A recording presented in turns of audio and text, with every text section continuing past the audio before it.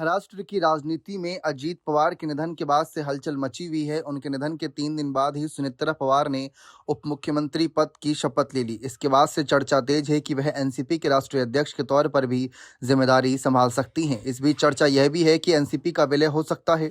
शरद पवार के पोते और उनके बेहद करीबी रोहित पवार ने दावा किया कि सुनेत्रा पवार 9 फरवरी के बाद विलय पर बात कर सकती हैं।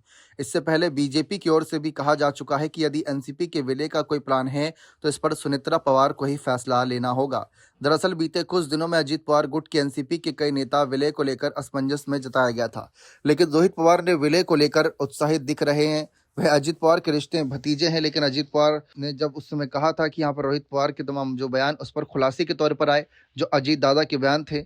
अब इस पर जिस तरीके से बातें सामने उसमें कहा गया कि इस पर अब तक परिवार में कोई बात नहीं हुई है, हम 13 दिनों की अवधि के बाद इस पर बात करेंगे। सुनेत्रा काकी ने उप मुख्यमंत्री के तौर पर जिम्मेदारी संभाली है, वह 9 फरवरी के बाद विलय के मसले पर बात करेंगी, इसीलिए हम इस विषय पर तभी बात करेंगे। दरअसल शरद पवार ने सुनेत्रा पवार के घर जाकर उनसे मुलाकात की थी। अजीत पवार के निधन से कुछ वक्त पहले ही कहा जा रहा था कि एनसीपी के विलय को लेकर चर्चा चल रही है, लेकिन उनके निधन के बाद दोनों गुटों की ओर से अलग अलग बयान आए। लेकिन अब जब शरद पवार ने बहू सुनेत्रा पवार और पोते जय और पार्थ पवार से मुलाकात की तो चर्चाओं को फिर से बल मिला। दरअसल इन कयासों ने एक मीटिंग के बाद से जोर पकड़ा। शरद पवार ने विद्या प्रतिष्ठान स्थित कार्यालय में एक बैठक की थी। इसमें उनकी पत्नी प्रतिभा मौजूद थी। इसके अलावा अजीत पवार के दोनों बेटे जय और पार्थ भी थे।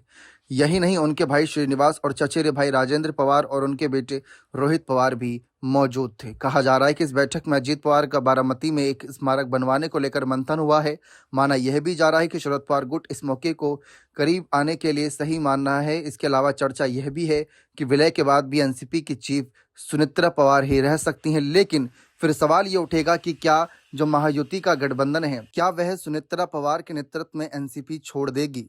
सवाल ये उठ रहा है, क्योंकि अगर आप देखें तो शरद पवार इन दिनों महाविकास अघाड़ी के साथ हैं, जो उनकी एनसीपी महाविकास अघाड़ी के साथ है, और दूसरी तरफ महायुति के साथ अजीत पवार के नेतृत्व वाली एनसीपी थी, जिसकी नेतृत्वकर्ता अब सूत्रों के अनुसार सुनेत्रा पवार बन सकती हैं। अगर सुनेत्रा पवार को नेतृत्व मिलता है और वे एमवीए में वापसी का फैसला करती हैं, विलय की बात करती हैं और महायुति छोड़ती हैं, तो ऐसे में ये बड़ा झटका बीजेपी के लिए माना जाएगा। फिलहाल देखते हैं आगे क्या कुछ रणनीति बनती है।